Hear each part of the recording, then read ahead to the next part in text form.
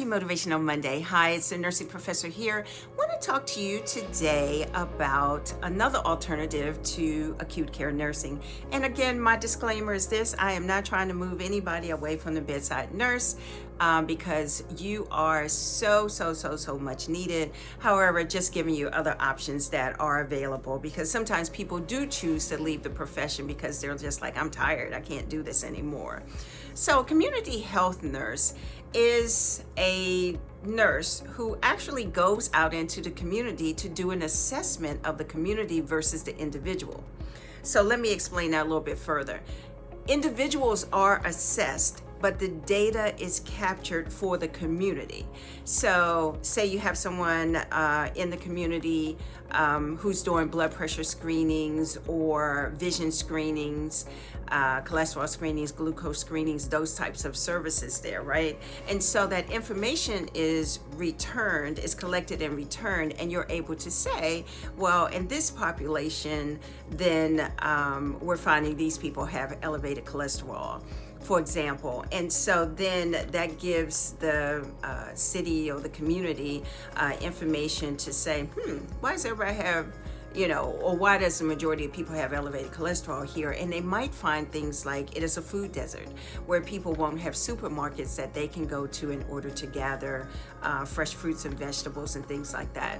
So it can be quite impactful for investors to see where there is a need and help resolve that need on, as it relates to healthcare.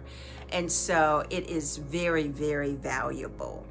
And so different places that a community health nurse can work, they can do work in health fairs in various parts of the city or county, wherever the person works. In my case, I worked on a mobile health van that we went throughout various communities and did assessments in those communities. So the people would come onto the mobile health van and they would get screened for all of those things that I just said, the glucose, blood pressure, cholesterol, vision, and then they would have their individual data, but in turn we could be collecting data such that we could give to whoever the investor was. So in some cases it was an employer group who wanted to gather information on their employees, which can be quite helpful when you're trying to determine, what type of health insurance you're going to buy for your employee.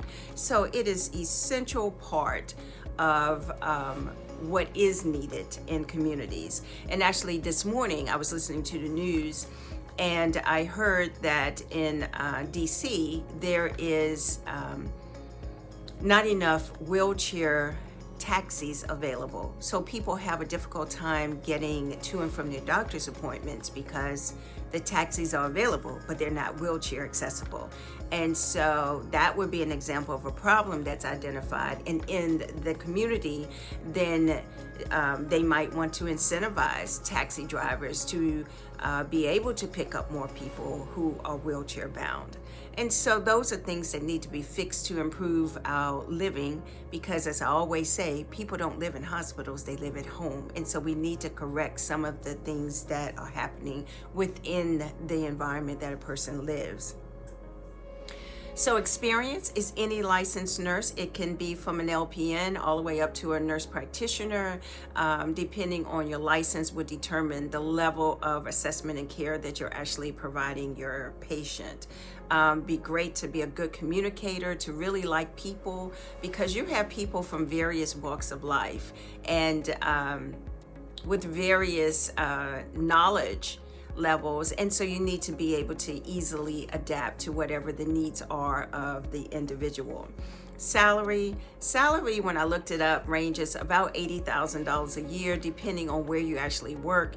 In my case, I worked on a mobile health van, which was salary was quite competitive to hospital salaries. Actually, I believe I made more when I transitioned to being a community health nurse. Along with that, there were annual bonuses for the company that I worked for. I worked for an HMO. as well as mileage. And when you're traveling in these communities and you use your own car, then deducting gas and mileage is a big deal. I mean, sometimes those monthly checks can be enough to pay your car note. So you just have to look at the overall picture, and also keeping in mind that you're really not doing patient contact for 8 hours. You might do a clinic from say 10 to 2 or 12 to 4, and then afterwards that the other work to gather the findings and things like that is done remotely.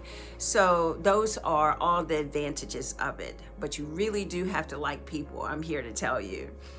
And so, yeah, it's a great opportunity. One of my most favorite positions that I had. And again, should be my motto, is that people don't live in hospital beds, they live at home. And so the more work we're able to do with people where they actually live, then the better we're able to really help them adapt to their illness and maybe even improve their illnesses. Okay, so I hope that's helpful. I will see you next video. Bye for now.